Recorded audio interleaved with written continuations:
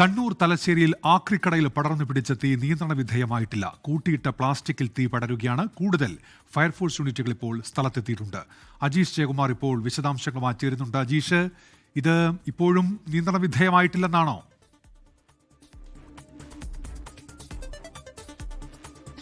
ഇപ്പോൾ 5 മണിക്കൂർ കഴിയുന്നു. തലശ്ശേരി കണ്ടിക്കലിലെ അവിടുത്തെ ഈ പ്ലാസ്റ്റിക് സംസ്കരണ കേന്ദ്രത്തിലേക്ക് കൊണ്ടുപോകാൻ വേണ്ടിയിട്ട് ശേഖരിച്ചു വെക്കുന്ന പ്ലാസ്റ്റിക് കേന്ദ്രമാണ്. അവിടെയാണ് ഈ തീപിടുത്തം ഉണ്ടായത്. ഈ വലിയ രീതിയിൽ പുകയുയരുന്ന അത് കണ്ട് അവിടുത്തെ ജീവനക്കാരാണ് പിന്നെ ഫയർഫോഴ്സിനെ വിവരം അറിയിച്ചത്.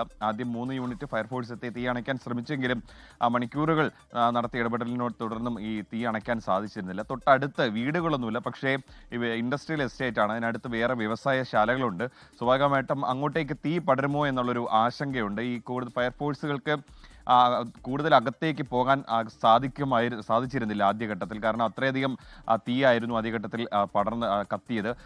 പിന്നീട് കൂടുതൽ സ്ഥലങ്ങളിൽ നിന്ന്, കണ്ണൂരിലെ പല ഭാഗത്തു നിന്നും ഫയർ യൂണിറ്റുകൾ അങ്ങോട്ടേക്ക് എത്തി. 10-ലധികം ഫയർ യൂണിറ്റുകൾ എത്തി. എന്നിട്ടും തീ നിയന്ത്രണ വിധേയമായിട്ടില്ല. നിലവിൽ കണ്ണൂർ വിമാനത്താവളത്തിൽ നിന്ന് പ്രത്യേക ആധുനിക സൗകര്യങ്ങളോടെയുള്ള ഫയർ യൂണിറ്റും അങ്ങോട്ടേക്ക് എത്തിയിട്ടുണ്ട്. അത് ഇപ്പോൾ തീ അണയ്ക്കാനുള്ള ശ്രമം തുടരുകയാണ്. ഈ പ്ലാസ്റ്റിക്കുകൾ അത് വലിയ തോതിൽ കൂട്ടിയിട്ടിരിക്കുകയാണ്. ഇത് മറ്റിടങ്ങളിൽ കത്തി പടരുന്നതാണ് ഇത് അണയ്ക്കാൻ ബുദ്ധിമുട്ടാകുന്നത്. എന്തായാലും മണിക്കൂറുകൾ കഴിഞ്ഞിട്ടും അതിനെ തീ അണയ്ക്കാനുള്ളൊരു ശ്രമം ഇപ്പോഴും തുടരുകയാണ്. അടുത്ത് വീടുകളൊന്നുമില്ല, ആൾനാശവും ഉണ്ടായിട്ടില്ല എന്നുള്ളതാണ് ഏറ്റവും ആശ്വാസകരമായിട്ടുള്ള കാര്യം.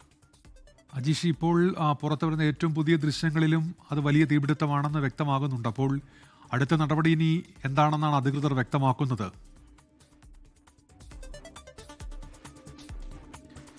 നിലവിൽ ഈ തലശ്ശേരി ACP അടക്കമുള്ളവർ ഇവിടെ സ്ഥലത്ത് എത്തിയിട്ടുണ്ട്. മാത്രമല്ല സ്പീക്കർ AN ഷംസീറിന്റെ മണ്ഡലം കൂടിയാണ്. ഷംസീറും നേരിട്ട് ഈ സ്ഥലത്തെത്തി ഈ സ്ഥിതിഗതികൾ വിലയിരുത്തിയിരുന്നു. ഇതെങ്ങനെ നിയന്ത്രണ വിധേയമാക്കാം തുടങ്ങിയ കാര്യങ്ങളായിരുന്നു.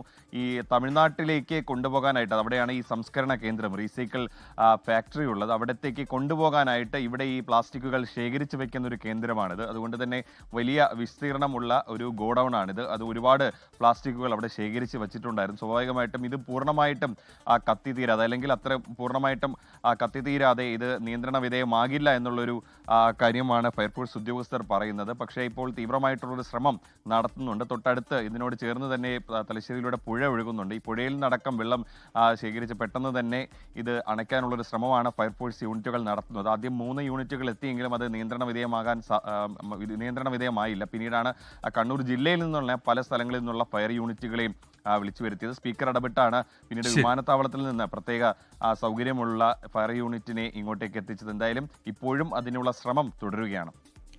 ഇപ്പോഴും തീ നിയന്ത്രണ വിധേയമായിട്ടില്ല എന്നാണ് അജീഷ് ജയകുമാർ റിപ്പോർട്ട് ചെയ്യുന്നത് കണ്ണൂരിൽ നിന്ന്.